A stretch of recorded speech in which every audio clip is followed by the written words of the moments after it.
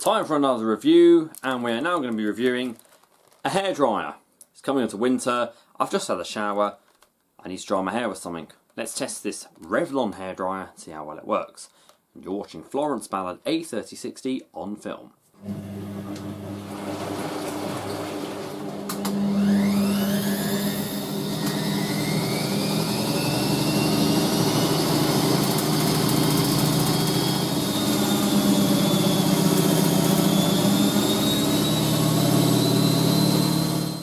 Okay, so it's been a while since we reviewed a hairdryer, and this is by a brand called Revlon.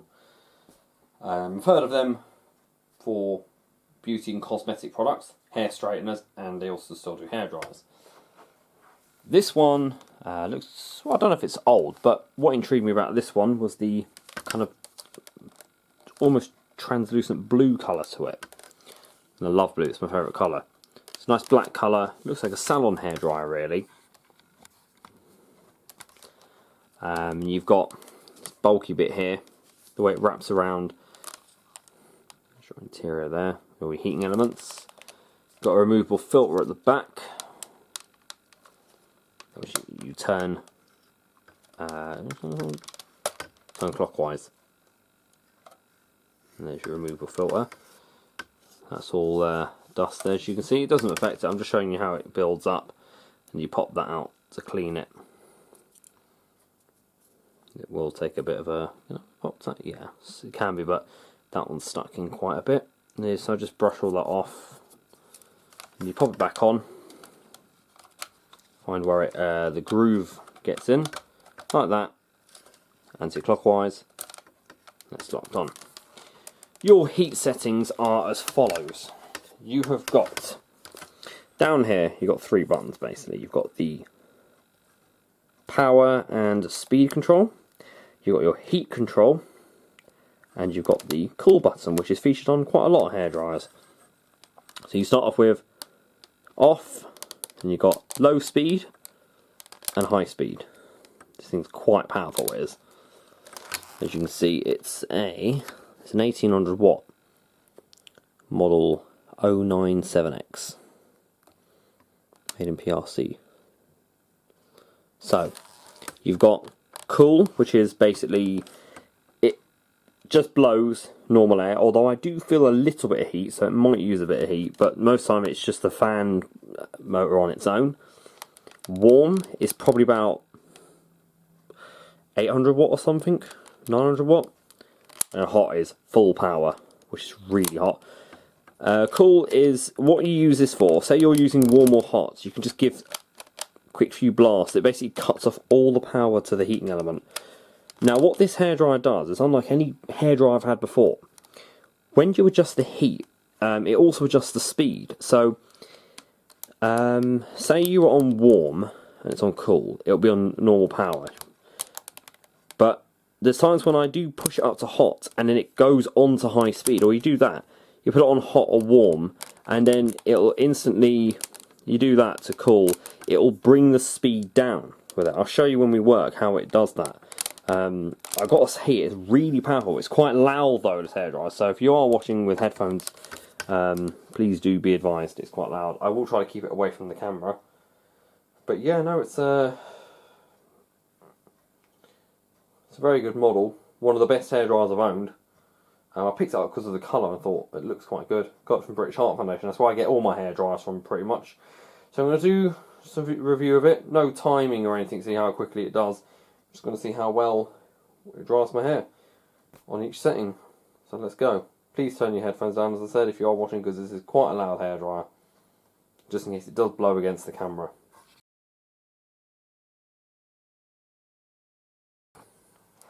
Okay, so over here. We'll start off with cool on. So what I mean, when you put it up, it goes up a lot faster. That's cool, low speed.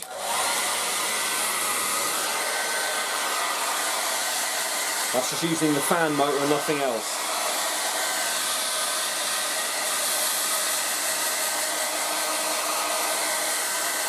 That's fan it, mate. High speed cool. turbo power.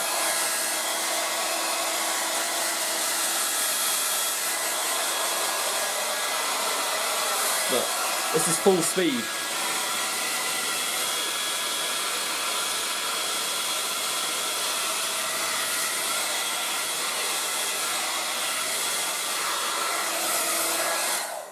Very powerful. We move it to warm setting now, and you'll hear a speed change. Hear that? Warm. So it goes slower with warm because it's using more power for the heating element. I tend to just use it on warm. That alone, the temperature on that. Oh idea. I've got my thermometer with me, my infrared thermometer. I'm going to check at the end what the temperature is of all the settings. Just going to run through them all. So, warm, low speed. As I say, it's my generic type I use, because low speed is quite powerful, and it allows me to dry my hair, as you can tell, but without blowing it back like crazy. Say you've got your hairbrush, just go out with it. See? That's what I do with it. It allows me to blow dry it and not have it flailing around like a hurricane. See, still go around if I need to.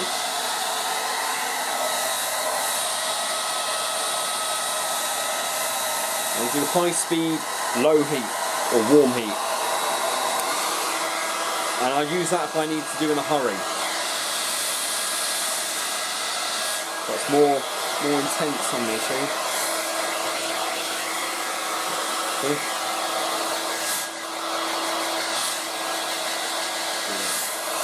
Blows the hair right up, look at that.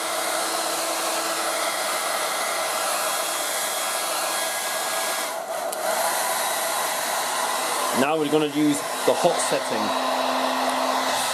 where it gets very hot. So the speed drops because of the amount of energy it's using, and I can't have it more than that away from me. It's very, very hot. I never use this setting really, and if you ever do use hot, don't use it for too long because it makes the hairdryer very hot, especially if you've got plastic. It's not designed to be left on for so long. I always tend to put high. This is full power now, full heat and full speed. That's turbo power.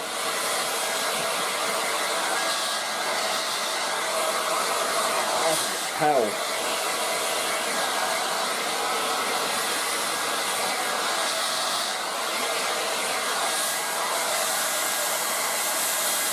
I'm going to blast it with cool. Straight down to cool.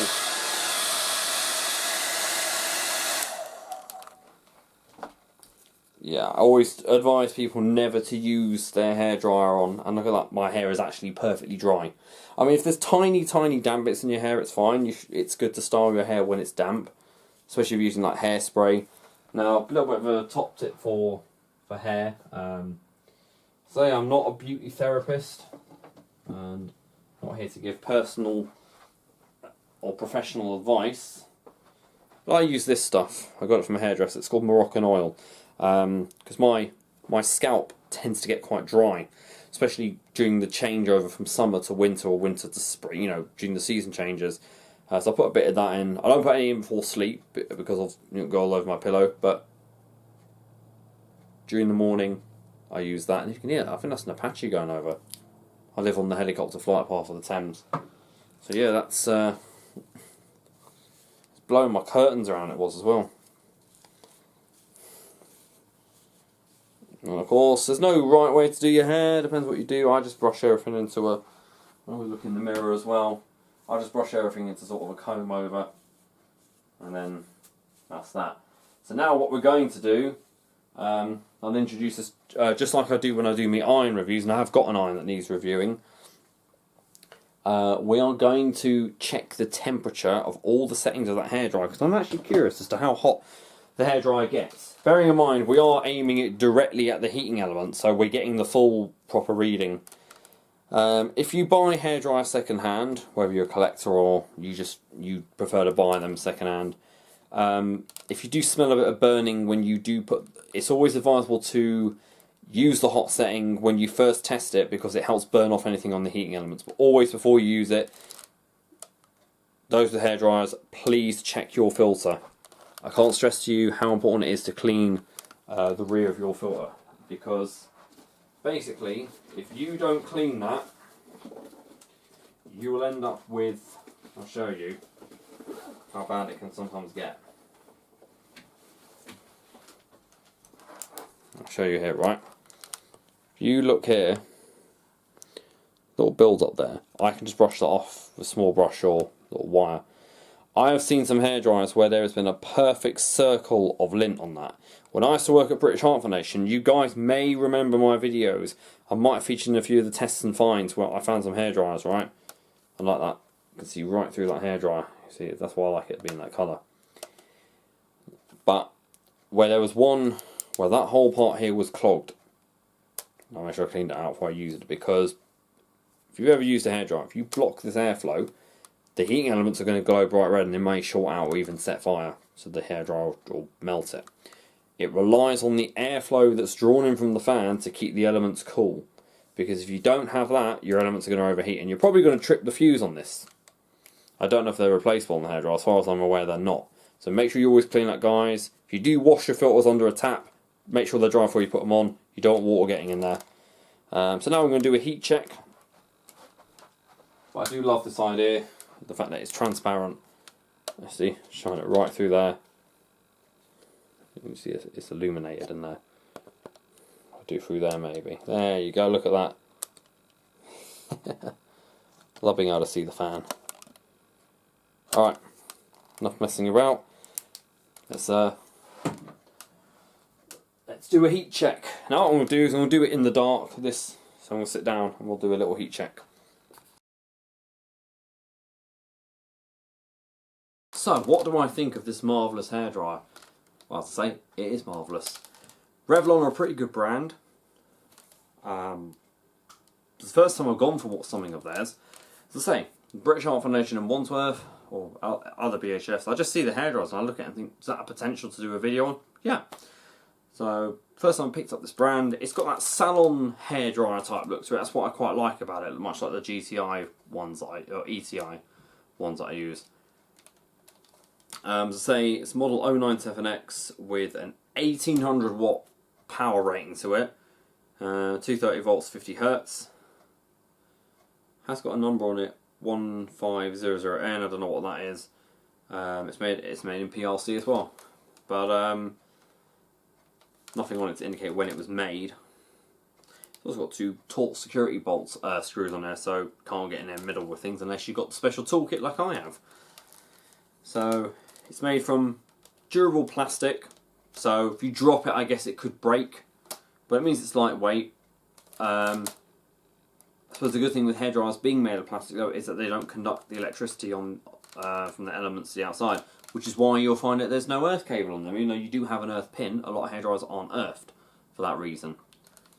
So it's got a variety of heat settings. I've had hairdryers where it's literally plug on and you've just got on or off, or 2 speeds, and maybe 1 heat setting. But on this you've got cool, warm, which is already good enough, and then hot if you really need it for that.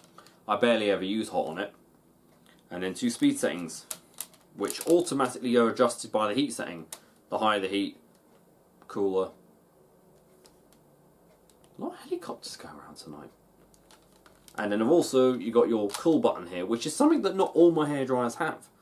But I think it's a great option for them to have. I've used one before that had that. So yeah, it's pretty good. Easy to clean filter. I've got some hairdryers which don't even have a filter on them. So I have to dig into the vents and pull out all the fluff. So this is good. Just take that out. Take that out. Give it a rinse. Give that a good clean. You can use a Q-tip or something, a little damp. Just make sure you don't get anything inside. And then that's that. It's got a nice aesthetic look to it. And the cable on it, I mean, hairdryers normally have a standard plug. I think it's about 2.5 meters on this. It's quite long. Some hairdryers that I find that I plug it into the extension and I'm pulling it, but some of them I can actually go, like this one, I can go all the way to my mirror and still use it. So yeah, it's pretty good.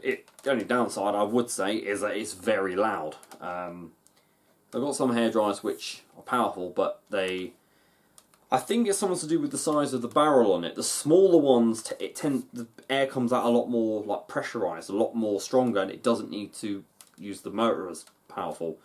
Most of mine don't go over about 1500 watt, but I've got a Philips one I need to review, which is 1650 watt, and that thing is really loud. But no, it's a good little hairdryer. I love my collection of them, so yeah, that's pretty good. I might try and get some retro ones next if I can. So, Revlon today, yeah, I'd say go for them. If you do happen to find this one, buy it. It's a brilliant hairdryer. Just make sure if you're buying second-hand hairdryers, guys, make sure you clean them beforehand and you check that they're working before you aim them, you know. Just always, what I do when my hairdryers, when I first get them, is I aim them away, and I often do it maybe towards an open window or something, because if anything comes out of it or go out the window, you know, gets any dust in it, leftover hair, you never know. Trust me, I've seen some very bad hairdryers in my time, but no, it's good, and it keeps me warm when I'm drying my hair as well. Just don't put it near your ear. I presume this model would have come with more accessories. Fortunately, I only got it as it is, but you probably would have got the air concentrator nozzle, and you may have got a diffuser. I've got one here that's got that, and that's my next one. It's a Clairol Big Shot one with a massive diffuser on the end. Nice chrome hairdryer. Anyway guys, enough of me waffling. That was a Revlon 097X hairdryer with an 1800 watt rating to it. Get yourself one if you can. If not, shop for Revlon in the links in my description below. Thank you very much for watching, and don't forget to keep it supreme and go with the flow.